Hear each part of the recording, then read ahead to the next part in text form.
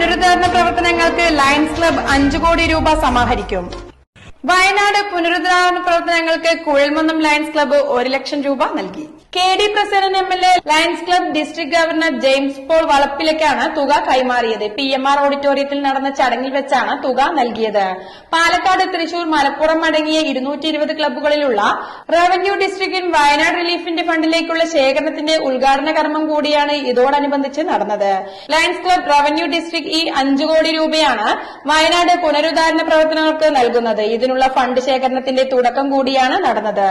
Kuzhalmannam club president Nivesh Narayanan ചടങ്ങിൽ അധ്യക്ഷനായി. ഉദ്ദേശ് ശങ്കർ സ്വാഗതം ആശംസിച്ചു.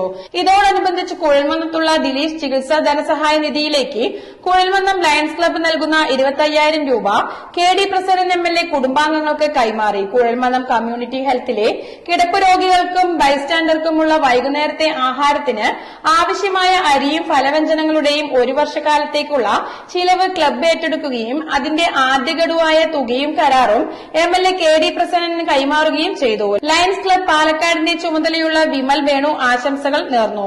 സെക്രട്ടറി സുരേന്ദ്രൻ ഭാവി പദ്ധതികളെക്കുറിച്ച് വിശദീകരിച്ചു. ട്രഷറർ KS ബോസ് നന്ദി പറഞ്ഞു. സേവനമേകും കൈകളിലൂടെ പുതിയ പ്രതീക്ഷകൾ വിരിയിക്കാൻ സന്തോഷത്തിൻ നിറയും പുതിയൊരു ലോകത്തിനു കരുത്തേകാൻ.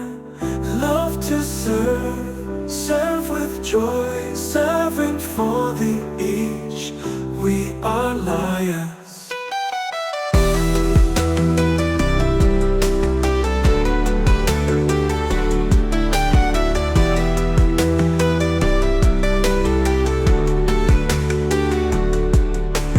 വേദനയൂറും കണ്ണുകളിൽ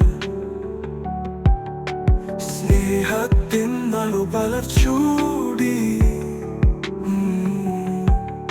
ആനന്ദത്തിൻ ചിറകുകൾ നൽകി പുതിയൊരു ലോകം സൃഷ്ടിക്കാം.